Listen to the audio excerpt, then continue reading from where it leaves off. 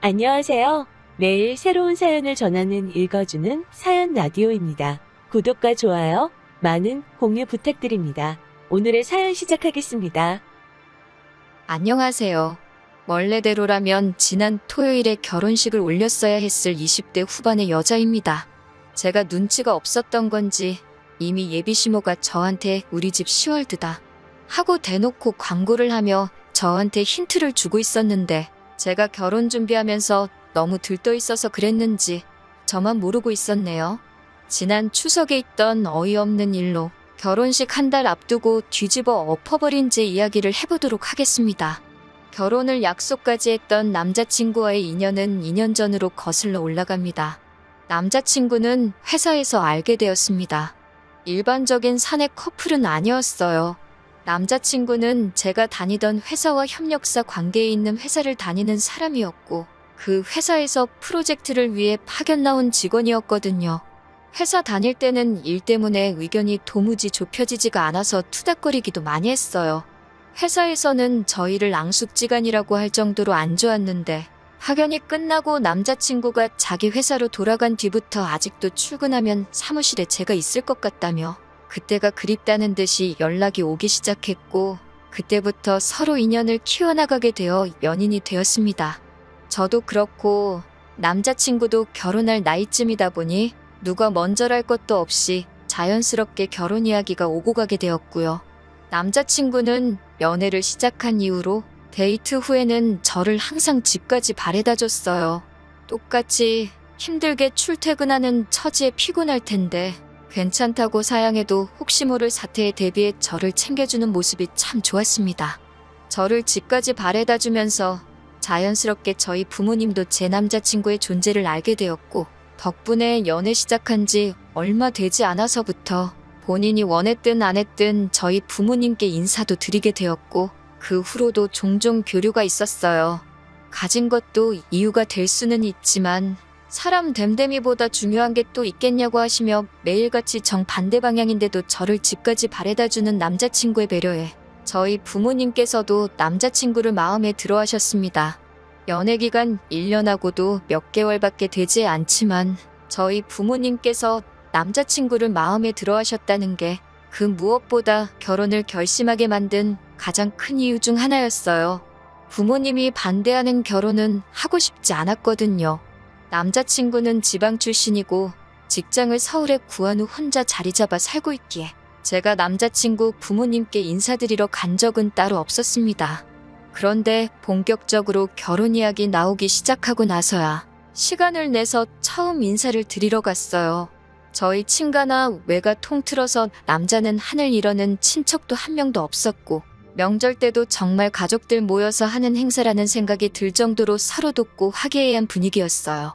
그런 걸 보고 자라서 그랬는지 남자친구 어머니를 봤을 때 아들 사랑이 각별하신 분이구나 싶었지 눈치를 채지 못했습니다. 회사 자체만 두고 보면 제가 다니는 회사 규모가 훨씬 더 크거든요. 그러니 남자친구도 파견직으로 저희 회사에서 잠깐 머물렀던 거고요. 엄청나게 금액적으로 차이가 있는 건 아니지만 당연히 규모가 큰 회사를 다니는 제가 연봉도 남자친구에 비해 더 높았습니다. 그런데 예비시모는 남자친구 밥 잘 챙겨주고 해야지 나가서 돈을 잘 벌어오는 것 아니겠냐고 하면서 제가 남자친구 뒷바라지를 해야 한다는 듯이 말씀하시더라고요. 그때는 그게 시모 자리가 그런 사람이란 것도 모르고 그저 남자친구가 떨어져 살다 보니 나에 대한 이야기를 잘 전하지 않은 거라고 생각했어요.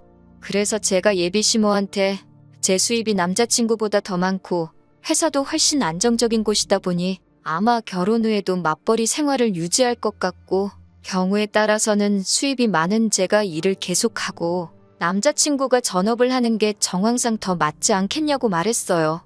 저는 이 말에 제가 돈 얼마 더 번다고 비꼬려고 했던 생각은 하나도 없었고 정말 현실적인 말을 전한 거였거든요. 그런데 돌이켜 생각해보니 아마 이때부터 예비시모랑 저랑 어긋나기 시작했던 것 같네요. 예비시모가 조금 흠칫하는 것 같았는데 남자친구가 중간에 껴들면서 분위기를 환기시켰어요. 첫 인사 자리인데 벌써부터 돈 이야기를 하느냐고. 그런 건 결혼 준비하면서 하나씩 차근차근 이야기하면 되지 않겠냐고 하면서 인사하러 온 자리니까 심각한 이야기 나누지 말자고 하면서 말이죠. 저는 딱히 심각한 이야기라고 생각하지는 않았습니다. 사실을 전하는 게 잘못된 건 아니라고 생각했으니까요. 아무튼 예비 시모는 부모님은 뭐 하시냐, 노후 준비는 다 되었느냐 같은 일반적인 질문을 해왔습니다. 회사에 입사할 당시에도 면접 질문이 이렇게 쉬지 않고 나온 적이 없었는데 며느리 자리 면접 보는 기분이었습니다. 그러다가 예비 시모도 질문할 게 다 떨어졌는지 한동안은 정막만 맴돌고 있었어요. 식사도 끝났는데 예비 시모는 아무 말도 못하고 안절부절하고만 있길래 더 하실 말씀이 있으신 건가 하고 자리를 바꾸겠냐 물어봤어요. 밥도 다 먹은 식당에서 이러고 있는 것보다 차라도 한잔하면서 여유롭게 대화를 나누는 게 좋다고 생각했거든요. 그런데 예비 시모는 저한테 여기 있어야 한다고 하면서 제 신우될 사람이 이쪽으로 오기로 했는데 차가 막히는 것 같다고 말해주더라고요.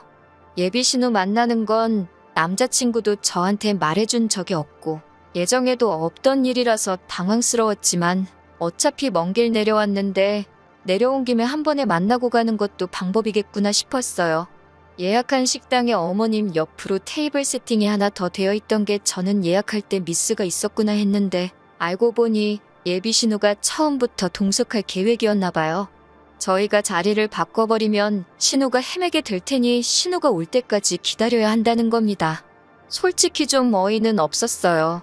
그래도 결혼하면 한 가족이 될 사람인데 약속 시간 하나 제대로 못 지켜서 늦는다는 게 말이 안 된다고 생각했습니다. 5분, 10분 늦는 거면 차가 막혔다는 핑계가 먹히겠는데 식사가 다 끝날 때까지 안 나타난다는 건 차가 막히는 게 아니라 진짜 무슨 큰일이 있거나 아니면 애초부터 약속 시간을 중요하게 생각하지 않는 사람인 거잖아요.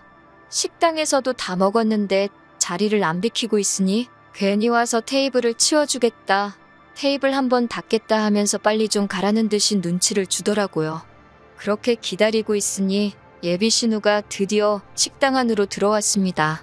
늦었다고 허둥대는 것도 없이 아주 문 열고 들어와서도 두리번거리다가 천천히 걸어오더라고요.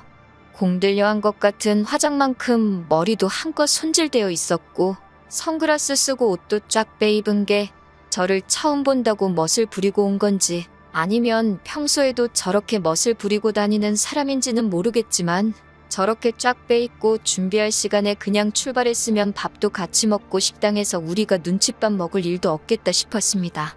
예비 신우가 자기소개를 하는데 이름만 들어도 알만한 국내 대기업을 다니고 있더라고요. 그제서야 제가 오해를 했구나 하는 생각이 들었습니다.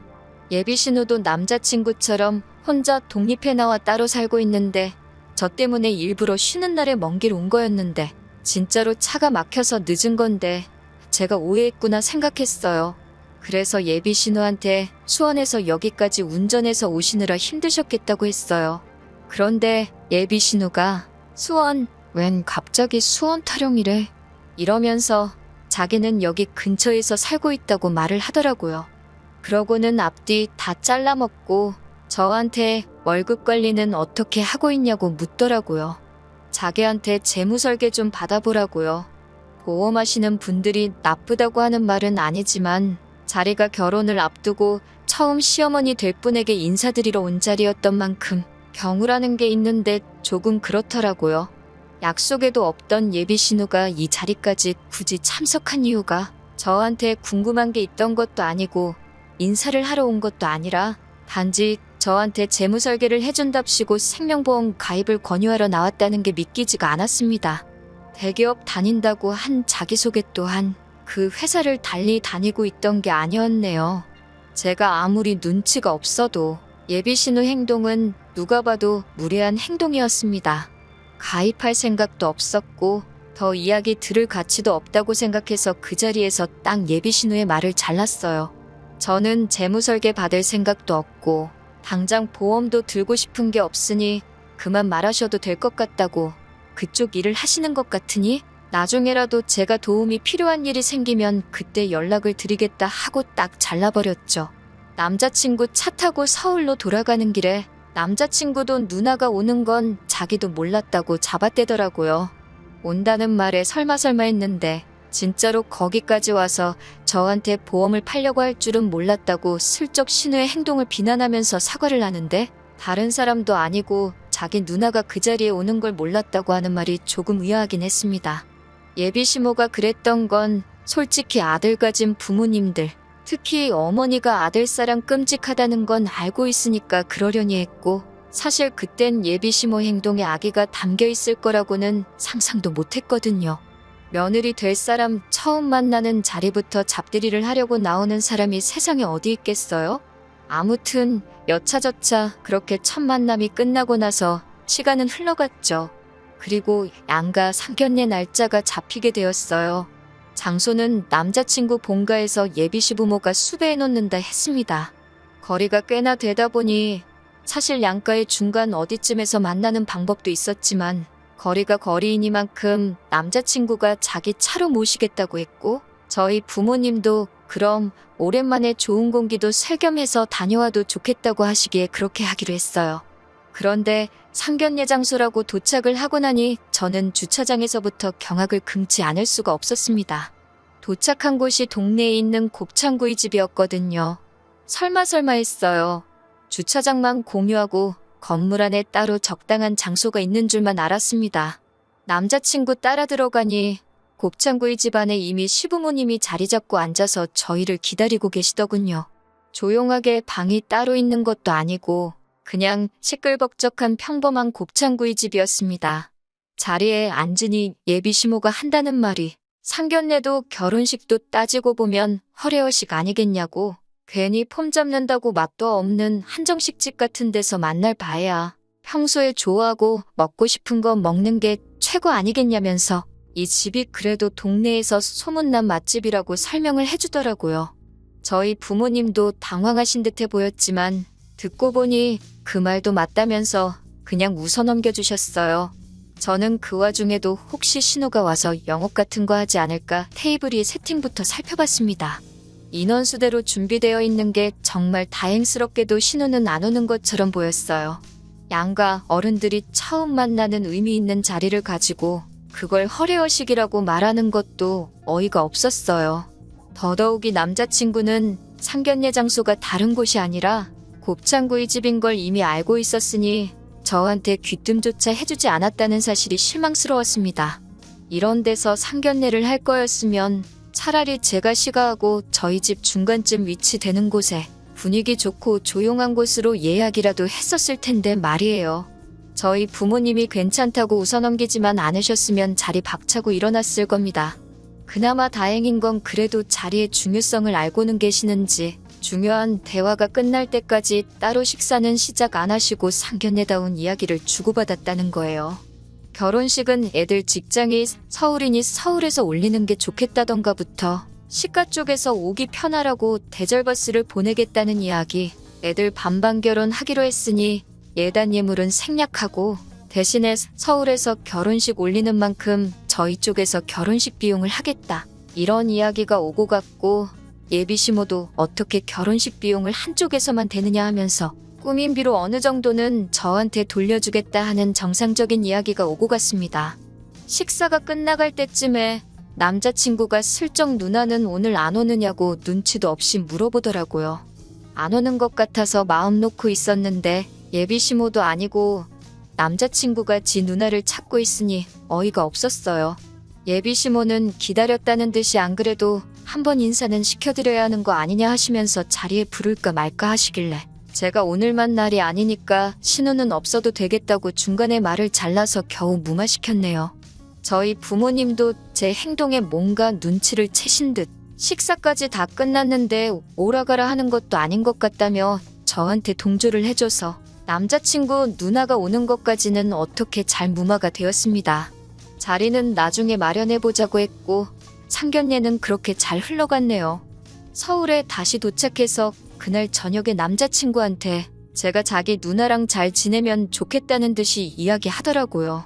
시자 들어간다고 벌써부터 그렇게 싫어하는 티를 낼 필요가 있느냐며 뭐라고 하는데, 너네 누나가 첫 만남에 나한테 보험가 있거니만 안 했어도 나도 그렇게 행동하지 않았을 거다 말하니 저보고 너무 그 사람이 하는 일을 가지고 사람 됨됨이를 평가하는 건 나쁜 버릇이라고 저를 가르치려고 하더라고요.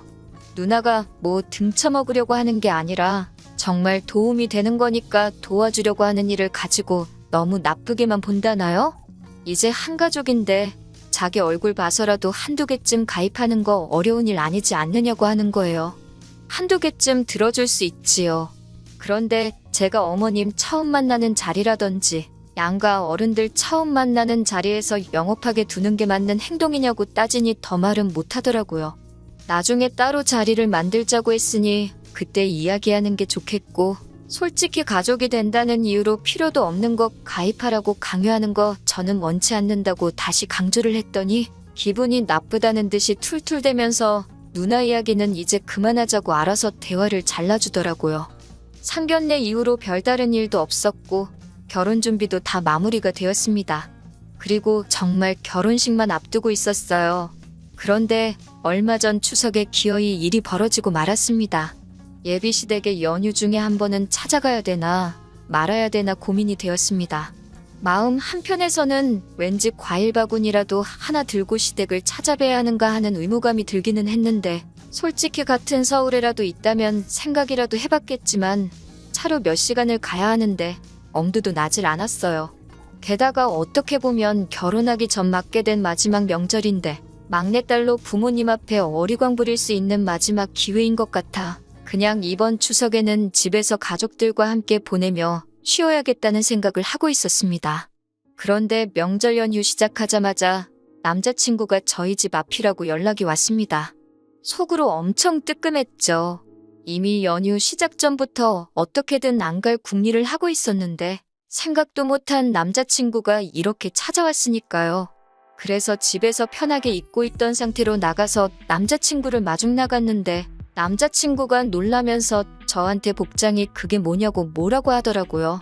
집에서 있는데 뭐 차려입고 있어야 되냐고 했더니 그 옷 입고 지금 자기 부모님한테 갈 거냐고 물어보는 겁니다. 남자친구는 명절이라고 우리 집에 인사드리러 온 게 아니었던 거예요. 저를 예비시가에 데려가려고 찾아온 거였던 거죠. 사전에 저한테 미리 물어보지도 않고 지 멋대로 지금 뭐 하는 거냐고 한마디 했더니 명절인데 며느리가 당연히 가야 되는 거 아니냐고 하더군요. 아직 결혼식에 한 달이나 남았는데 왜 내가 벌써부터 며느리냐고 한마디 했습니다. 솔직히 찾아뵙는 거 어려운 일도 아니고 제 스스로 찾아뵐 생각도 갖고 있었는데 저렇게 나오니까 정말 더더욱 가야 할 이유를 못 느끼겠더라고요. 그런데 남자친구가 오히려 저한테 큰 소리를 치는 겁니다. 저보고 웃긴다고 하네요. 며느리도 생겼고 추석이기도 해서 시가 친척들이 다 시댁으로 향하고 있는데 주인공인 제가 빠지면 어떡하냐는 거예요. 그러면서 한다는 말이 제가 빠지면 우리 엄마 체면도 말이 아니고 온 가족들 음식 준비도 우리 엄마 혼자서 해야 하는 거 아니냐고. 벌써부터 시댁 행사 빠질 생각 하지 말고 시간 줄 테니 저보고 빨리 준비하고 나오라는 겁니다. 그 말을 들으니 상견례 날 저보고 신혼 무시하지 말라고 했던 말부터 지금 막무가내로 제가 오히려 예비시모 일 시키려고 일부러 저런다는 듯이 말하는 것까지, 여태껏 결혼 날짜 잡기 위해서 남자친구가 그동안 제 눈치 보면서 편들어주는 척을 한 거지. 무슨 일에 있어서건 저보다 자기 가족을 먼저 챙길 사람이라는 생각이 들더라고요. 그래서 내가 왜 벌써부터 너네 집 며느리냐고, 너네 가족 음식은 너가 가서 챙기라고 한마디 했어요. 아직 결혼식도 안 올렸는데 벌써부터 며느리 신문으로 타는 거 강요하는 거 보면 안 봐도 답이 나온다고, 결혼도 다시 생각해봐야겠다고 하고 뒤도 안 돌아보고 집으로 돌아왔습니다. 저희 부모님 눈치는 보는 건지 따라 들어오지는 못하고 제 전화기에 불이 나도록 전화를 하더군요. 마지못해 전화를 받으니 쩔쩔매면서 자기 본심이 아니라며 미안하다고 사과를 하더라고요. 본심이 아니면 뭔데 이러냐고 물으니 예비시모가 저를 처음 봤을 때부터 아주 고집도 세 보이고, 신호가 제 생각해서 물어본 걸 가지고 말도 끝까지 안 들어보고 딱 잘라서 말하는 꼴이 아주 시가족 알기를 우습게 안다면서 저 같은 애는 결혼하기 전에 버릇을 제대로 들여놔야 한다고 했다는 겁니다. 아주 제 길을 죽여놓고 확 잡아놔야지 앞으로 결혼하면 자기가 편하다고 했다는 거예요. 그런 걸 시키는 예비 시모도, 그리고 그걸 또 시킨다고 실행에 옮기고 있는 남자친구도 어이가 없고 정이 떨어지더라고요. 그리고 그걸 지금 제 마음 돌려놓겠다고 사과랍시고 하고 있는 꼴을 보니 더 길게 생각할 것도 없더라고요. 내가 뭐 짐승도 아니고 길을 들여서까지 가족의 일원으로 삼으려고 하냐고. 결혼 전부터 이러는데 결혼하면 어떻게 될지 눈에 선하다고 그냥 결혼은 없던 일로 하자고 했습니다. 그때 돼서 이혼하는 거보다 파혼하는 게 너한테도 나한테도 좋지 않겠냐고.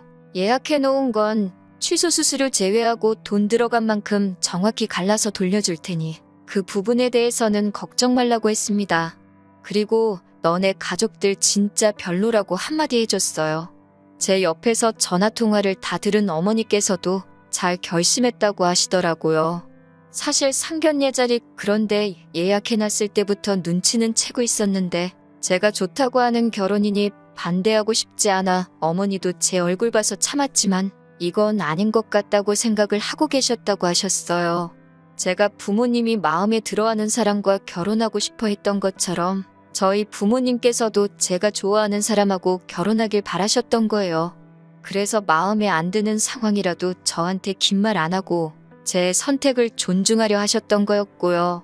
100번 양보해서라도 사건의 전말이 다 드러난 상황에 예비 시모가 진심 어린 사과 한마디만 했어도 제가 마음을 돌릴 법도 했는데 나중에 연락 와서 한다는 말이 친척들 다 모여있는데 자기 체면이 어떻게 되느냐면서 저한테 성질을 냈을 때 정말 결혼식 한 달 남겨놓고 좋은 결정 내렸다는 확신이 서더라고요.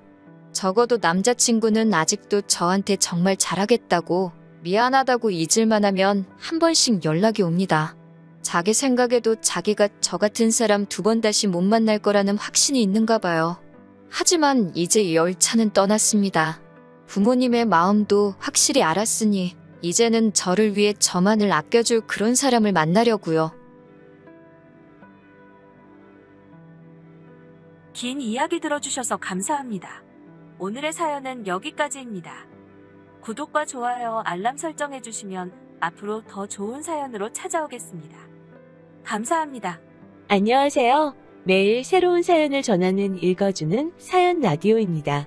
구독과 좋아요, 많은 공유 부탁드립니다. 오늘의 사연 시작하겠습니다. 안녕하세요.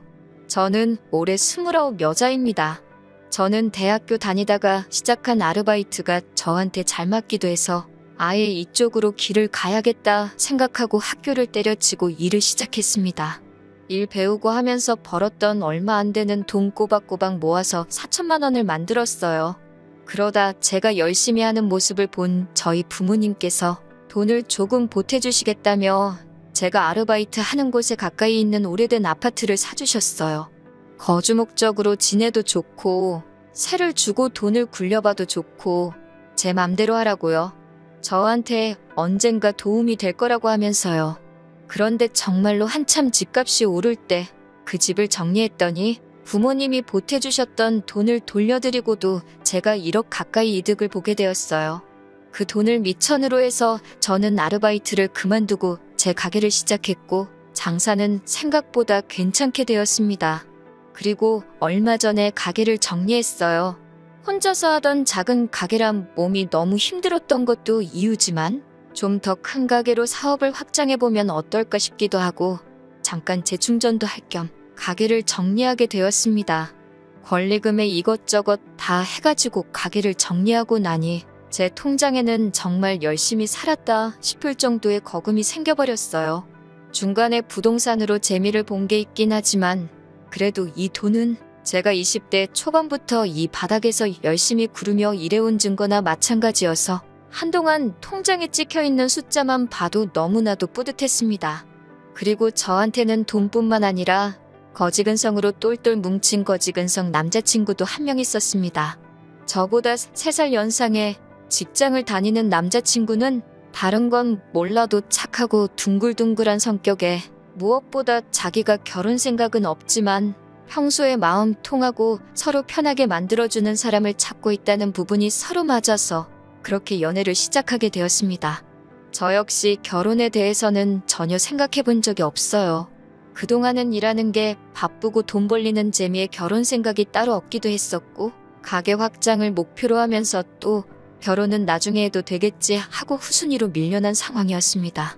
남자친구 또한 비혼주의자까지는 아니지만 주변 형님들이 결혼하고 아주 불쌍해 보인다고 하면서 결혼에 대해 부정적인 생각을 가지고 있었어요.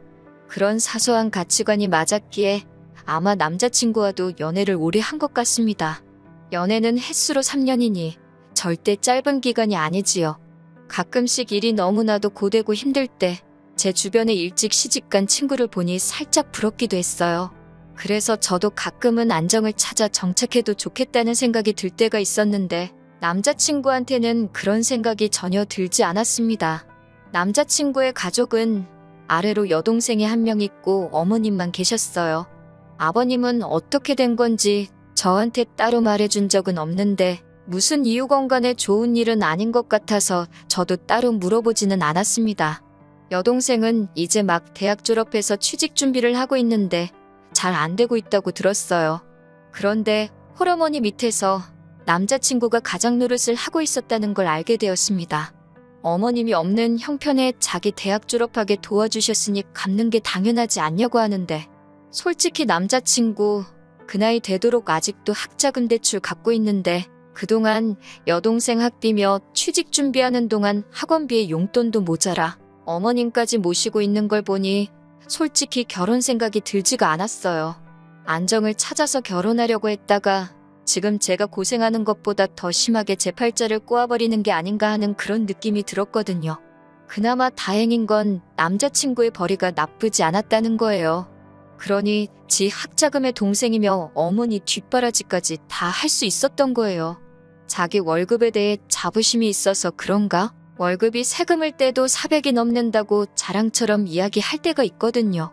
말끝마다 400번은 내가 아는데 400번은 내가 어쩌고 하면서 그렇게 자랑을 해요.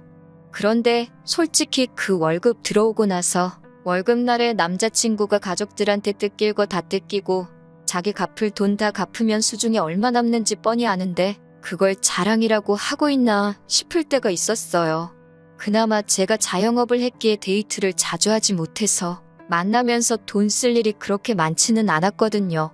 그래서 남자친구 상황 어려운 거 알았어도 애초에 연애 시작한 목적대로 같이 커피 한 잔만 마셔도 마음 편한 사람이 좋지 않겠냐 생각했습니다.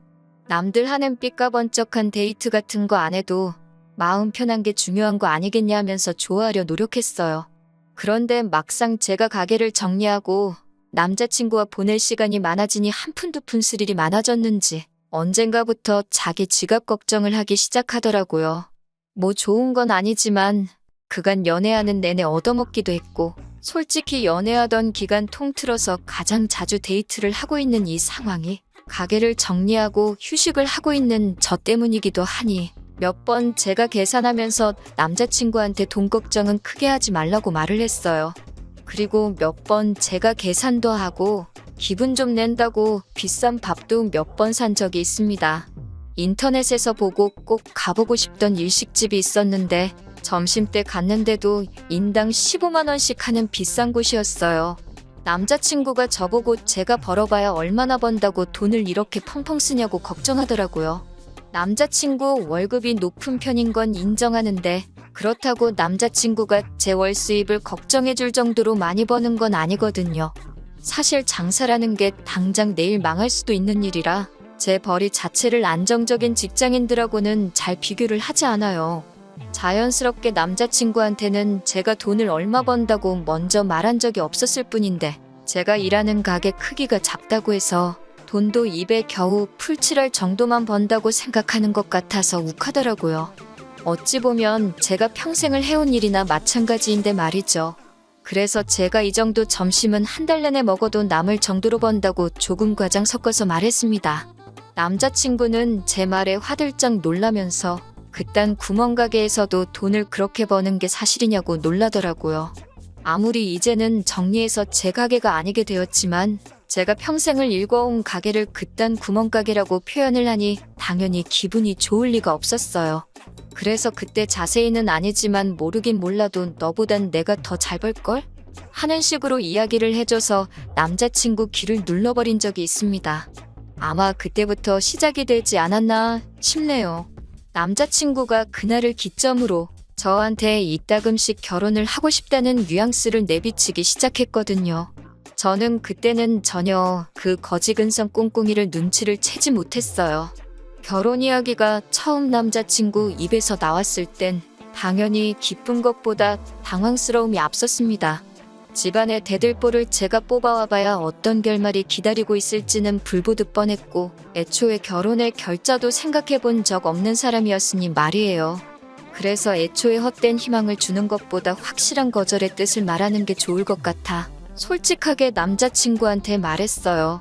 나는 너랑 결혼할 생각을 해본 적이 없다. 특히 지금 너가 집에서 가장 노릇을 하고 있는 거 다 알고 있는데 그걸 아는 상황에서 결혼을 하겠다는 여자가 세상에 어디 있겠느냐고 했어요. 남자친구가 제 대답을 예상도 못했다는 듯 당황하더라고요. 허둥대면서 저한테 제가 결혼만 해준다면 당장 가족들한테 하던 지원은 끊을 수 있다고 하는 겁니다. 솔직히 그래도 싫었어요. 괜히 저 때문에 가족들한테 해주던 거 안 해주면 가족들이 나를 뭐라고 생각하겠냐고. 솔직히 결혼 생각도 없고 오빠도 결혼 생각이 없었기에 우리가 오래 연애를 했던 거지. 오빠가 처음부터 저한테 결혼하겠다고 했으면 오빠랑 연애도 안 했을 거라고. 조금 상처가 될 수도 있겠다 싶었지만 솔직하게 말해줬어요. 결혼 생각 안 하던 이대로가 좋다고. 그러니까 나한테 이런 부담을 주지 말라고 했지요. 그랬더니 남자친구가 자기한테 생각이 있다면서 잘 들어보랍니다. 제가 가게를 정리한 돈과 제가 여태껏 모은 돈을 가지고 은행 대출을 받아 큰 가게를 열지 말고 먼저 하던 가게 같은 걸 하나 열라고 하더라고요. 그리고 자기 동생한테 일을 가르쳐 주라는 거예요. 그리고 동생이 한 사람 몫을 해낼 수 있게 되었을 때 제 돈을 가지고 이웃점을 차려주기만 하면 된다는 겁니다. 그러면 지금 취직 못하고 있는 동생이 직장도 생기고 돈도 제가 버는 만큼 가져갈 거 아니냐는 거예요. 그러면 자기가 더 이상 동생 뒷바라지 해줄 필요도 없거니와 동생은 우리한테 신세를 진 거니 동생이 어머니를 부양하면 더 이상 자기가 집안에 대들본 노릇을 할 필요가 없다는 논리인 거죠. 어이가 없어서 웃음도 안 나더라고요. 저걸 생각이라고 하고 꺼낸 말인가 싶었고 놀랍기까지 했습니다. 100번 양보해서 제가 여태까지 장사 잘 하고 있던 가게 접고 확장하려던 걸 포기하고 똑같이 작은 가게를 하나 다시 냈다고 쳐요.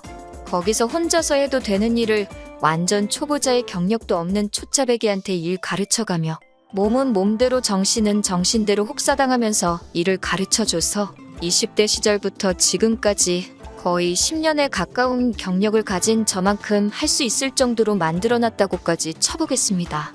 그런데 동생이 그만큼 하게 되었을 때 동생 가게까지 내 돈으로 차려주라는 건 무슨 생각으로 꺼낸 말인가 싶더라고요. 머리에 달고 다니는 게 드럼통이고 그 안에 들어있는 게 뇌가 아니라 우동살이라고 해도 나오기 힘든 생각을 대한민국에서 정규교육 받고 월급을 400씩이나 받는 회사원이 할 말인가 싶었습니다. 아니면 제가 대학 안 나오고 장사했다고 사람을 아주 돌대가리로 본 걸까요? 내가 왜 내 돈으로 네 동생 가게를 차려주냐 따졌더니 동생의 엄마를 확실하게 모시려면 우리한테 신세 졌다는 기분이 들게 만들어야 한답니다. 어차피 결혼하면 네 돈이 내 돈이고 내 돈이 네 돈인데 다 우리 좋자고 하는 일이니 그런데다가 아끼지 말자고 하네요. 그렇게까지 해서 결혼하면 내가 얻는 게 뭐냐고 물으니 뭘 몰라서 묻냐고. 불확실한 미래에 안정적인 직장 가진 남편을 만나는 건데 저보고 손해보는 장사가 아니지 않냐고 하네요. 회사원이 제가 하는 일보다 안정적인 직장인 건 사실이지만 회사라고 내일 망할지 안 망할지 그걸 누가 아나요? 제 눈에는 남자친구가 평생 제가 피땀 흘려가며 노력해서 일궈놓은 일에 직거하고 지 가족들 숟가락 올릴 생각밖에 없는 걸로 보였어요. 그래서 암만 생각해도 내가 손해보는 것 같으니 결혼 이야기는 꺼내지도 말라고 했습니다. 그리고 그날 저녁에 집에 돌아와서 곰곰이 생각해봤는데 결혼이고 나발이고의 문제가 아니었어요. 저렇게 거지근성으로 가득 차 있는 남자친구를 계속 만난다고 앞으로의 제가 행복할 것 같지는 않더라고요. 애초에 연애만 하고 싶다고 말한 게 속으로는 사실 나는 평생 내 가족 뒷바라지하면서 대들보로 살아가기로 했어. 결혼은 사치라고 생각하지만 연애는 하고 싶어. 라고 돌려 말한 거라는 생각이 들었습니다. 선택적 비혼주의였던 거죠. 그래서 그 다음 날에 그냥 헤어지자고 했습니다. 남자친구가 왜 갑자기 그러냐고 하면서 결혼 이야기가 저한테 너무 빨랐던 거냐면서 저보고 부담을 주지 않을 테니 그냥 헤어지지 말고 자기를 만나자는 거예요.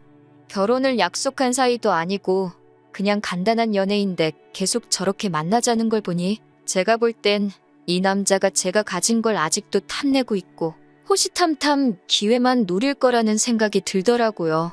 아니나 다를까 제가 헤어지자는 뜻을 굽히지 않으니 그러면 새 가게를 차리게 되면 자기랑 연애는 끝내도 괜찮으니까 자기 동생한테 일 좀 가르쳐달라고 하더군요.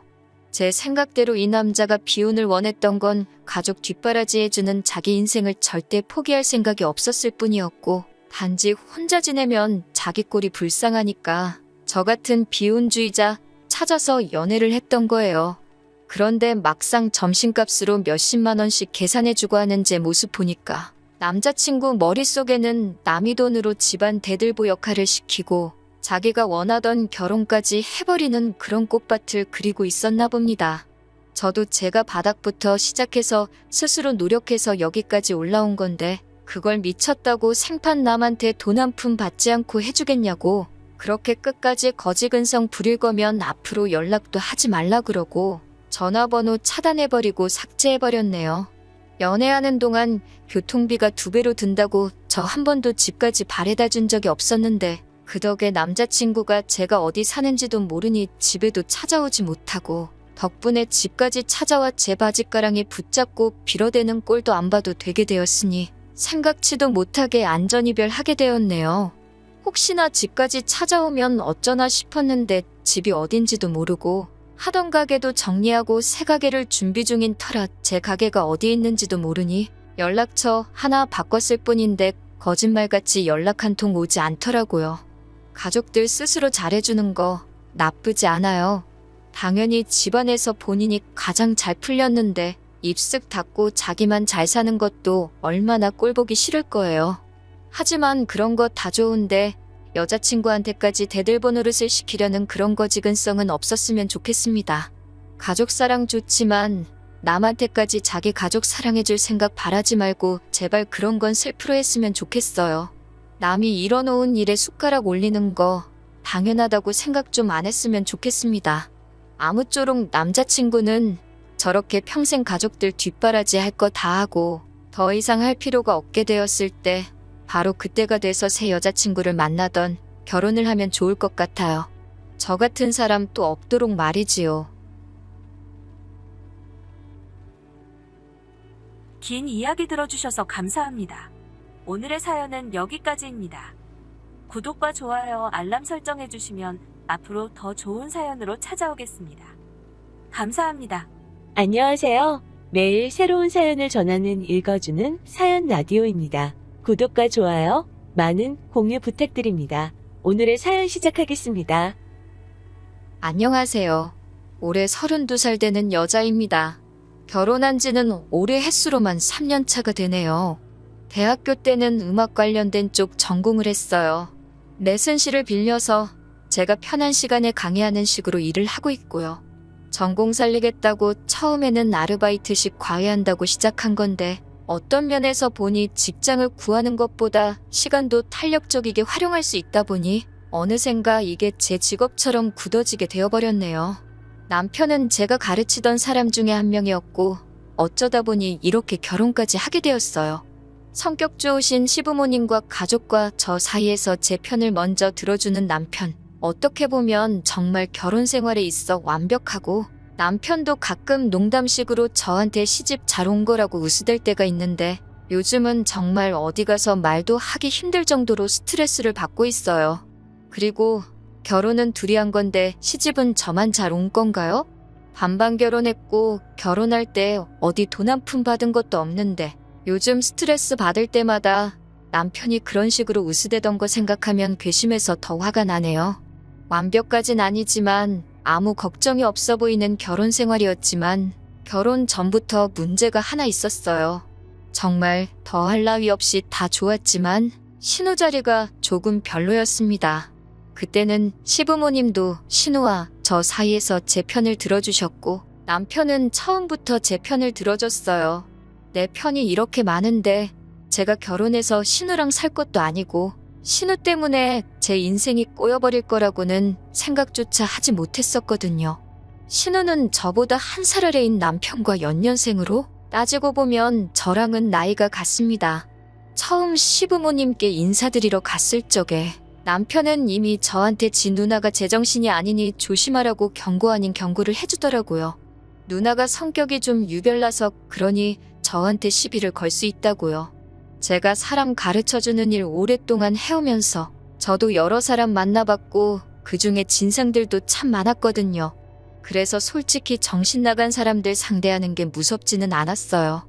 걸어오는 싸움도 피하는 타입이 아닌데 남편 말에 신우가 성격이 이상한 건 시부모님도 알고 계시니 괜히 신우랑 싸워서 시부모님 입장 난처하게 하지 말고 저보고 참아달라고 사정사정 하는데 저보고만 참으라고 하니 서운했는데 실제로 신우를 만나니 그렇게 말한 이유가 이해가 갔습니다.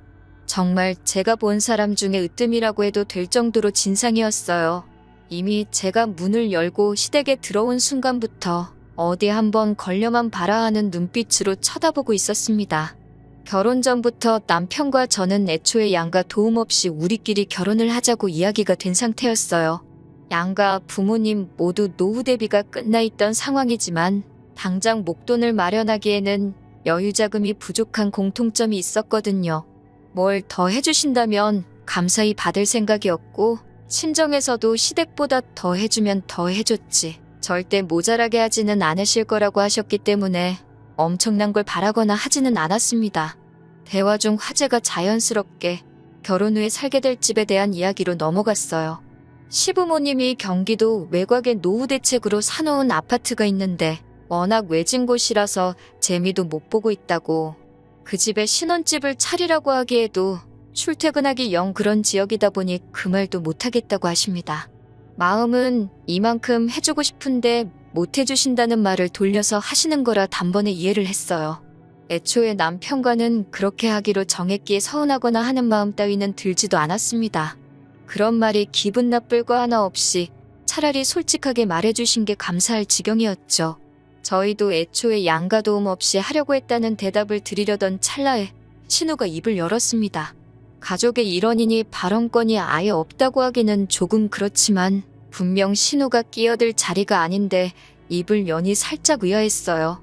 그런데 신우 입에서 나오는 말을 들으니 어이가 없는 걸 떠나 어처구니가 없더군요. 남편과 저를 쟤네들이라고 동시에 싸잡아서 낮춰 부르고는 시부모님 앞에서 어디 동네 유치원생도 안 부릴 땡깡을 부리기 시작했어요.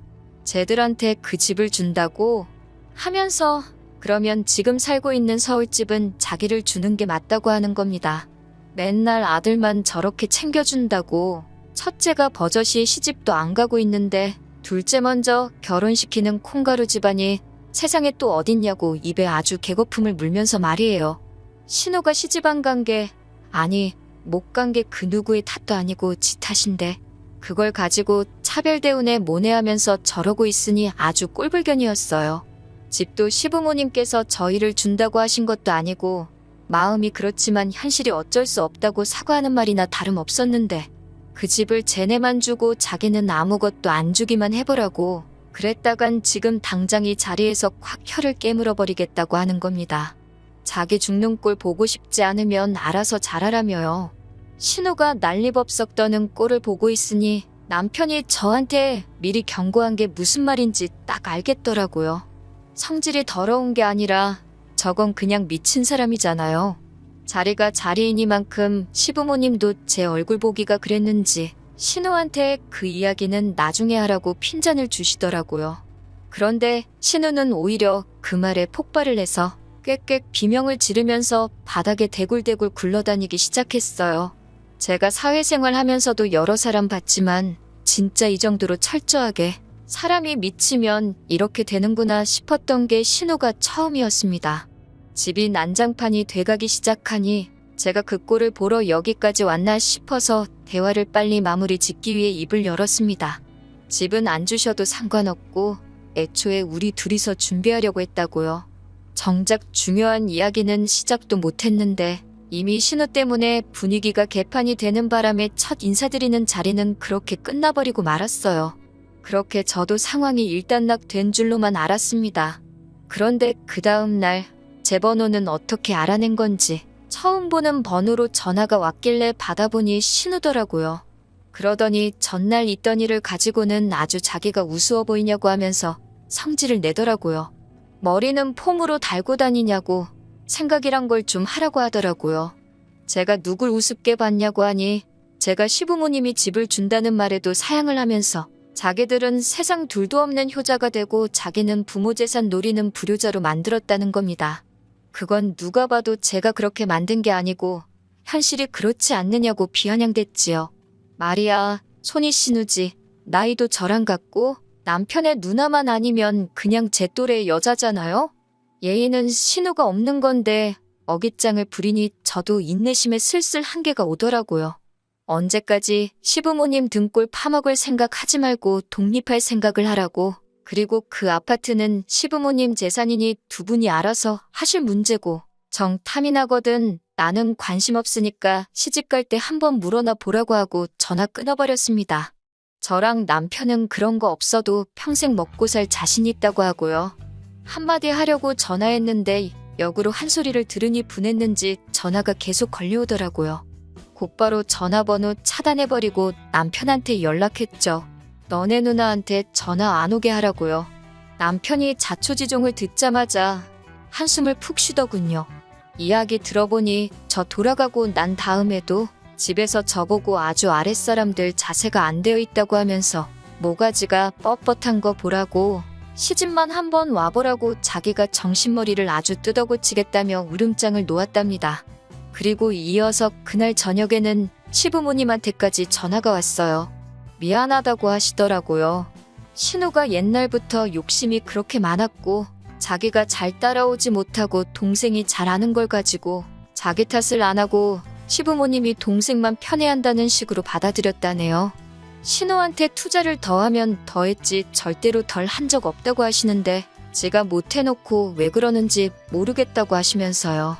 잘 풀린 동생을 보니 자격지심에 질투를 하는 거라고 저보고 이해를 해달라고 하더라고요. 신우 시집 보내기 위해 자리를 백방으로 알아보고 계시고 신우도 딴 집으로 시집 가게 되면 출가회인의 마음을 역지사지로 생각하지 않겠냐고 하면서 저보고 참아달라고 말입니다. 저대로 시집 보내면 일주일도 안 돼서 반품당할 거라는 말이 목끝까지 차올랐지만 그냥 있었네요. 신우가 저러는 걸 제가 참아야 할 이유는 없었지만 직접 전화하셔서 사과까지 하셨는데 그렇게 하겠다 했습니다. 하지만 한편으로는 신우가 저렇게 된 게 뭐든지 오냐오냐 해주고 넘어가준 시부모님 탓이 가장 크지 않을까 생각했어요. 뭐 반대로 남편도 시부모님도 신우가 저러는 게 억지인 거 알고 제 기분을 헤아려 주려고 노력하시니 말만 저렇게 하고 아무 힘도 없는 신우 때문에 제가 결혼까지 포기할 이유는 없다고 생각했습니다. 어차피 결혼하면 남편이랑 살지 신우랑 사는 게 아니니까요. 나중에 알았는데 신우가 또 우리들 결혼시키면 혀를 깨물겠네 어쩌네 하면서 또 난리를 쳤나 봅니다. 이쯤 되니 신우가 죽겠다 하는 게 실제로 행동에 옮길 자신은 없고 그렇게 하면 시부모님이 한 수 접어주고 지가 원하는 대로 해주니 일이 안 풀리면 버릇처럼 쓰는 말이라는 걸 알게 되었어요. 신우는 제가 예상한 대로 저희 결혼 생활에 아무런 문제가 되지도 않았습니다. 오히려 저희가 시부모님께 용돈을 드리면 시부모님이 저희 가고 나서 그 돈을 신우 쓰라고 주셨던 것 같아요. 그러니까 저희가 시댁에 찾아오는 게 싫어도 반대도 못하고 끙끙대고만 있었겠죠. 제가 힘들게 번 돈 신우 좋으라고 계속 드리기는 싫으니 이 사실을 알고 난 다음부터는 돈이 아니라 선물로 가져다 드렸네요. 그래도 염치는 조금 남아있는지 제가 선물 싸올 때마다 얼굴 표정이 썩어가지고는 아무 말도 못하고 발을 동동 구르는 꼴을 보는 재미가 참 쏠쏠했습니다. 코로나 터지면서 저 같은 경우에는 하던 일에 타격이 조금 있었습니다. 내순실 구하기도 힘들어지고 해서 한동안 일을 못하게 되었어요. 원래는 자녀 계획이 결혼하자마자 최대한 빠르게였는데 직구하는데 저금을 많이 사용했다 보니 1년에서 2년 정도는 더 모아놓고 아이를 갖는 게 더 좋겠다는 생각이 들었습니다. 좋을 거 하나 없는 나날이 계속되었는데 그나마 환영할 만한 소식이 하나 들려왔으니 그게 바로 신우의 결혼 소식이었습니다. 신우가 난데없이 결혼할 사람을 데리고 온다고 하여 저희도 부랴부랴 시댁으로 향했습니다. 그런데 분위기가 영 좋지가 않더라고요. 시부모님 앞에 웬 남자가 납작 엎드려 있고 그 인자하신 시부모님마저도 이 상황을 뭐라고 해야 할지 모르겠는지 고개를 돌려 애써 상황을 외면하려 하셨어요. 상황 파악을 하고 나니 시부모님 심정이 이해가 가더라고요. 결혼한다고 데리고 온 남자가 이제 막 군대 다녀온 22살짜리 대학생이었으니 말입니다. 아무리 사랑의 나이도 국경도 없다지만 이건 좀 아니다 싶었어요. 남자 쪽에서는 신우의 뭘 보고 저렇게 결혼을 하려고 무릎까지 꿇었나 싶었는데 알고 보니 속도 위반이었네요.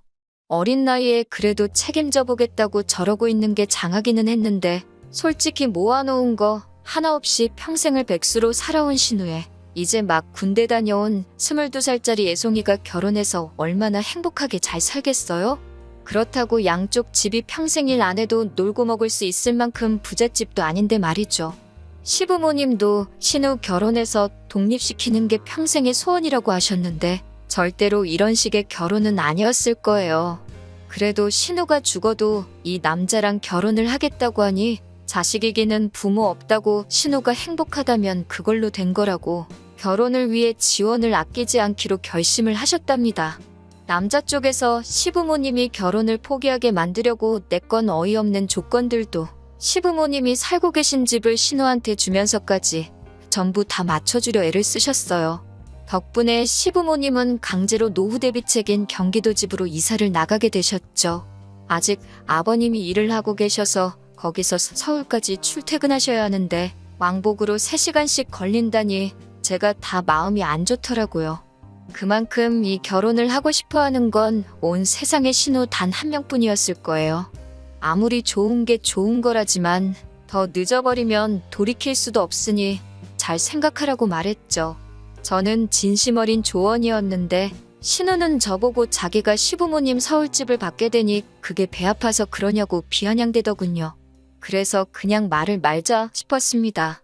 신우는 신우 인생이 있고 나는 내 인생이 있으니 나만 잘 살면 된다고 생각했어요.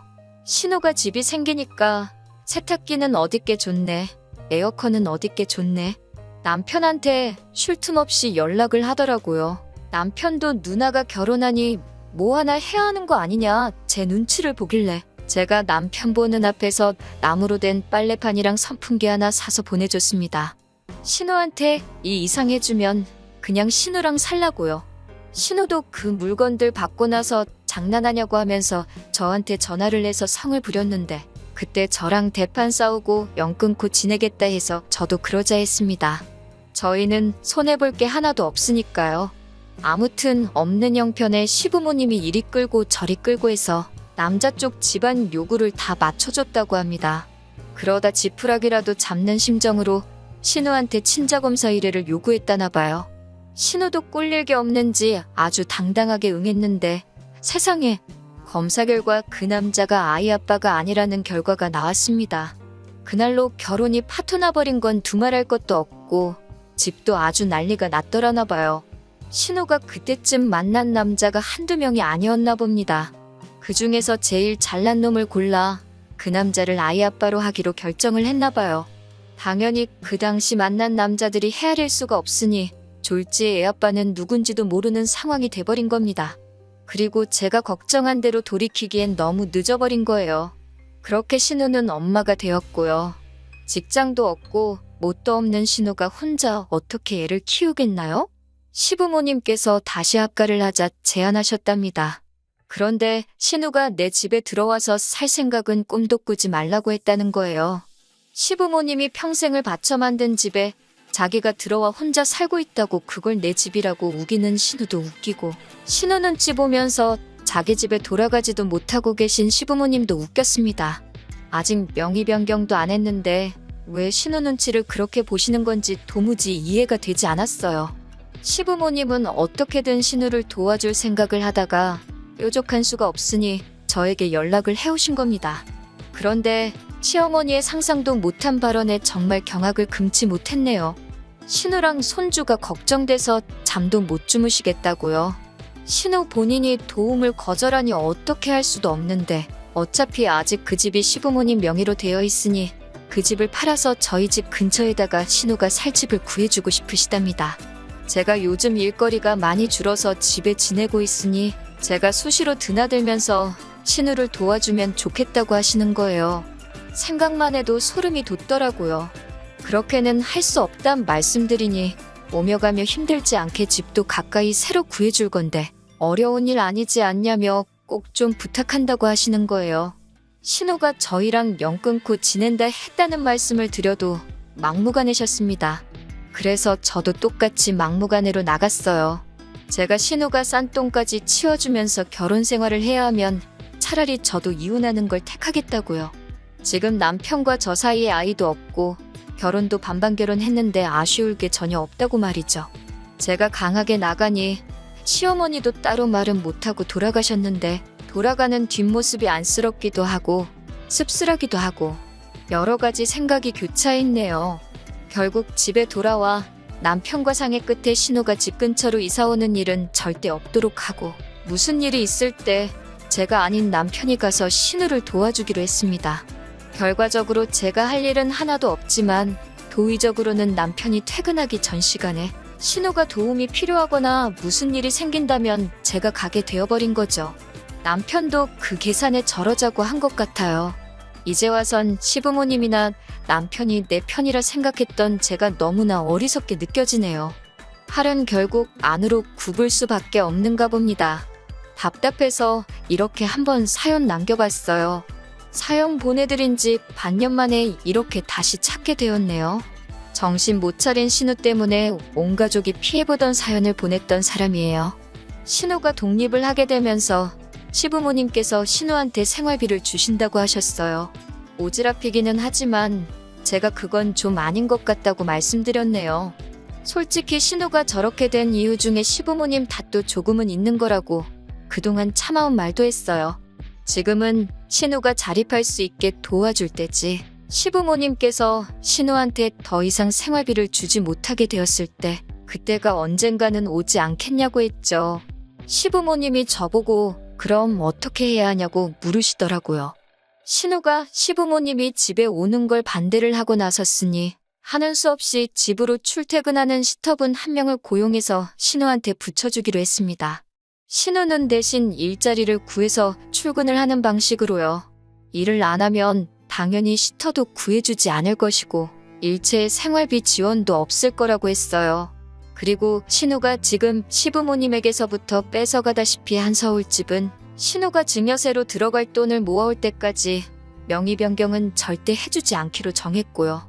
그러니 신우는 하기 싫어도 일을 시작해야 했습니다. 신우가 한 달 일해서 벌어오는 돈이 집으로 출퇴근하며 아이 봐주고 집안일 해주시는 시터분 월급보다 적은 배보다 배꼽이 큰 웃기지도 않은 상황이 발생했지만 그래도 신우가 정신 차리고 일을 시작한 부분에 의미를 두기로 했어요. 시부모님도 굉장히 흡족해 하셨습니다. 실제로 제가 후기를 보내기까지 정말 신우는 열심히 사는 것처럼 보였어요. 그런데 얼마 전에 기어이 일이 터지고 말았네요. 아이 돌봐주시는 분이 사색이 되어서 시부모님이면 남편한테며 연락을 했다고 하더라고요. 보통 신우가 출근하기 전에 그분이 집에 도착하시는데 아이만 혼자 있고 신우는 없더래요.